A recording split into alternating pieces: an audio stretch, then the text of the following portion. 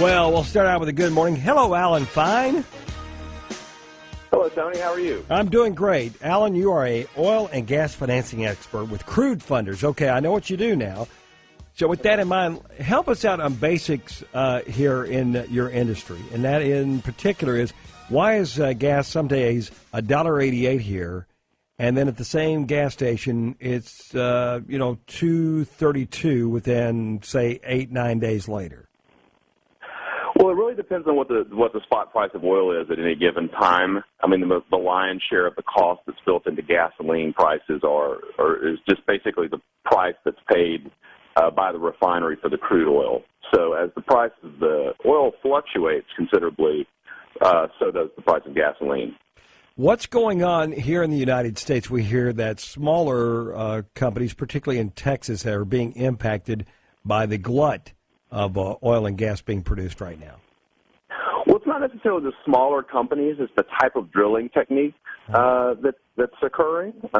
So a lot of the recent sort of they call the shale revolution has been based on very expensive types of drilling and producing procedures. And so those types of projects don't necessarily make sense at $50 a barrel, whereas they do at $100 a barrel. I see. So fracking is what you're talking about, is that right? Exactly. Right. Fracking, horizontal wells, drilling, things like that. And so there are still a lot of independent operators in Texas that are performing conventional drilling that are still highly profitable at $40 to $50 a barrel of oil. Well, you're not going to get me complaining for anything really under $2.50, as are a lot of Americans. I mean, I'm not going to sit here on that. But it is having a negative impact as well. Tell us about that. Well, in part, areas like North Dakota and Texas are so energy dependent that you're seeing things like home prices starting to lower and things like that. So it can have some negative impact on the economy. But those of us who've been in the industry for a long time understand that these things are cyclical in nature. And, the types of projects that we choose or that we recommend people invest in are long-term projects with that are relatively simple, don't require a lot of the fracking and horizontal drilling procedures that have been were in vogue at the $100 a barrel. So, okay, regarding that though, I mean, I don't think I can recall in my lifetime where gas has flipped by $1.80 in about 16 months. I mean, it's about $1.80 lower over the last 3 or 4 months. Has that ever happened in the industry? We had a similar decline like that in the 80s. Okay. And the underpinnings of that were also very similar as well. It was, oil is not a true commodity when you have a community like OPEC that can greatly influence the price of it. And that's what's happening right now. And we're seeing basically a game of chicken. And the price of oil, we believe will start to increase again when Saudi Arabia chooses to cut the production. All right. Well, just given the name that you're Crudefunders, I'm assuming that you're looking for the brighter side of things to come. When is it going to be a good time to get back in the gas and oil market? Well, it's never a bad time to invest in oil. There's no. I don't know. You might tell that to the guys when it was about $80 to $100 a barrel. Yeah, they may disagree with you.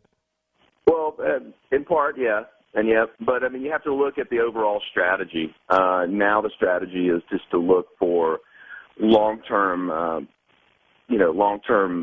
payout and relatively uncomplicated drilling projects, and so.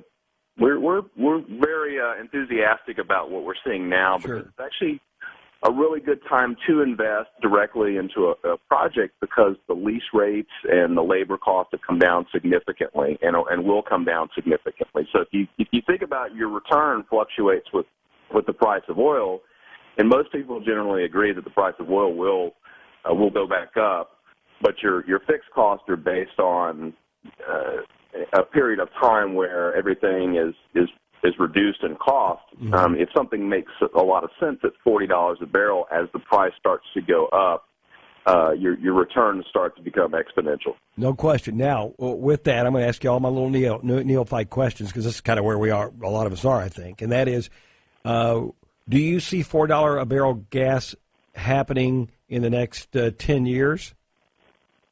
I would say within the next 10 years, yes. You won't see much of an increase in the price of oil. 2015 through 2016, most of the analysts seem to indicate 18 to 24 months before we see the price of oil go back up around $70 to $80 a barrel. Will the okay? Go ahead. I'm sorry. And even that's not a $4 per gallon gasoline price. I mean, it would take something similar to what's happening now with Saudi Arabia and cutting production significantly in order to see prices climb that high.